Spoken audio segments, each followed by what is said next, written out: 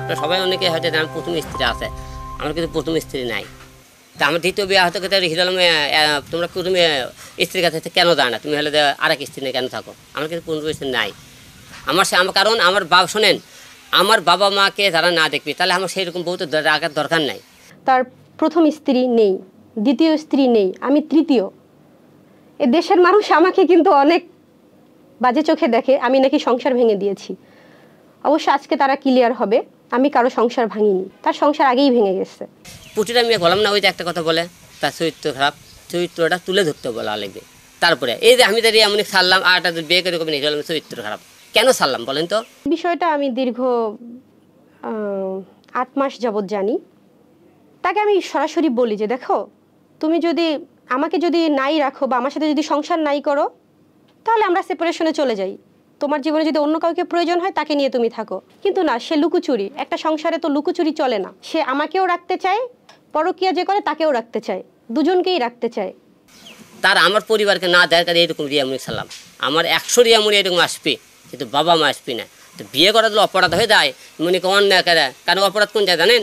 বইয়ের কথা শুনলে আপনি অপরাধী হবেন না। আমি বইয়ের কথাটা শুনি না, তাহলে আমি পুরো একটা বউলে তো সারা জীবন যন্ত্রণার মধ্যে থাকে, বাবা মাকে আমি হারিয়ে দেবো, বৃদ্ধাশ্রমে নিয়ে বউলে থাকে, তাহলে আমি ভালো হবো কেন? এই বিষয়টা কেন তার মধ্যে? আমার সাথে ওনার অসংখ্যবার কথা হয়েছে, ওনার কথাই একটা, উনি যে কোনো একটা বিপদে পড়ে আলমের কাছে সাহায্যর জন্য এসেছিল, কিন্তু আলম তাকে সাহায্য করার বদলে তাকে তার কাছেই রেখে দিয়েছে আর কি।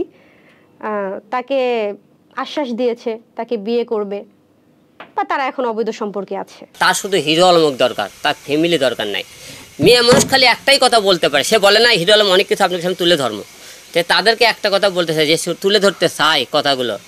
এই যে আমি মরার পরে আমাকে কোরআন, এই কোরআনকে সাক্ষীলের কোরআন হাত দেয়, ওকে বলবেন কোরআন শরীফ হাত দেয় যে হিরো আলম অন্য কোনো মেয়ে বিয়ে করছে এবং মনে করেন তার কোনো মনে করেন সম্পর্ক আছে, এইরকম কোরআন শরীফ হাতত নিয়ে কোন মেয়েকে আমি বিয়ে করছি, কার সাথে আমার কোন খারাপ সম্পর্ক আছে, তুমি এই জিনিসটাকে তুলে দাও। তার বাবা যখন মারা গেল তখন সে সুযোগ পেল, তার সাথে তো আমার ঝামেলা হতেই থাকতো।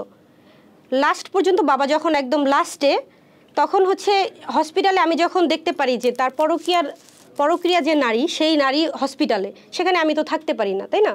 সেইখানে যখন ওই মেয়ে ছিল তখন আমি ওখানে আর থাকতে পারিনি। রিয়ামণি মিথ্যে কথা বলেছে। কেমন করে মিথ্যে কথা বলেছে? যখন আমার বাবা রমজান মাসে সে এখানে ছিল, সরকারে যেদিন আমি ঢাকায় নিয়ে যাবো, আমি ঢাকা হসপিটালে নিয়ে যাবো, সেই দিনে ঢাকা বগুড়া জিয়া রহমান মেডিকেল কলেজে সেদিন সে হসপিটালে কিছু ছবি তুলে সেই দিন থেকে কিন্তু আমরা একদিন ঢাকায় নিয়ে যাই। নিয়ে পর ঢাকায় এখান থেকে ডাইরেক্ট আমরা হসপিটালে নিয়ে যাই। নিয়ে যাওয়ার পরে সেখানে হসপিটালে সেই দিন ভর্তি নেয় না, পরের দিনে ভর্তি নিয়েছে, প্রথম দিনে ভর্তি নেয়নি। তারপরে বাসায় নিয়ে যায়, পরের দিন আমরা ভর্তি করি। ভর্তি করার পরে রিয়ামণি 1 দিনে 2 দিন আসছিল, তারপরে আমি করে সে আসেনি। তো আসেনি দীর্ঘ 32 দিন আমি হসপিটালে। আমার বাবা যেদিন মারা যায় তার স্টোরিতে আমার বাবার মৃত্যুর খবর না দেখে সে নাচের গানের ছবি সে মনে করেন স্টোরিতে দিয়ে রাখছিল, আপনার ভিডিওগুলো দেখবেন। মারা যাওয়ার আগ পর্যন্ত আমি ছিলাম, একটা মুহূর্ত যখন মারা গেল তখন আমি থাকতে পারিনি, তার ওই পরকীয়া নারী ওইখানে ছিল। আমি যেই মুহূর্তটা আমি থাকতে পারিনি, সেই মুহূর্তটা সে টেনে আমাকে ছোট করছে। আমি নাকি ছিলাম না তার বাবার পাশে। কীভাবে ছিলাম না? আমি তো ছিলামই, সেটা তো সবাই দেখেছেই যে আমি ছিলাম তার বাবার পাশে। বগুড়াতেও ছিলাম, ঢাকা আনার পরও ছিলাম। সে বলেছে যে তারকে নাকি আমি মারার হুমকি দিয়েছি। আমার বাবা মারা গেল, আমি বাবাকে আমার ব্যস্ত, তার ভাই এখন ফোন দিয়েছে যেদিন মারা যায় যে তাওই বলে মারা গেছে, সে কথা বলছে। তো মারা গেছে, তোরা সেই খবর শুনে আমাকে ফোন দিছিস, 1 মাস ধরে পড়ে থাকলো, তোরা আসলি না। এবার কোন পরিবারে বিয়ে করছে দেখেন। আমি তার বাবাকে দেখতে গেলে আমাকে মেরে ফেলবে, সেটা বলেছে সে। ওই নারীর জন্য মনে হয়নি আমার। না, এই বিষয়টা আমি বুঝতে পারছি না সে কি কারণে এরকমটা করছে, হয়তো বা আমাকে ছোট করার জন্যই করছে। আমার কথায় যদি কোনো ভুল হয়ে থাকে এবং রিয়ামণি কোনো কথা মনে করে সত্য প্রমাণিত করতে পারে, আমি জুতোর মালা গলার দিয়ে ঘুরে বেড়াবো। স্ত্রীর বিষয়টা সে মিউচুয়ালও করতে পারতো, পারিবারিকভাবেও তো মিউচুয়াল করা যায়। সব কিছুই কি ক্যামেরার সামনে আনতে হয়?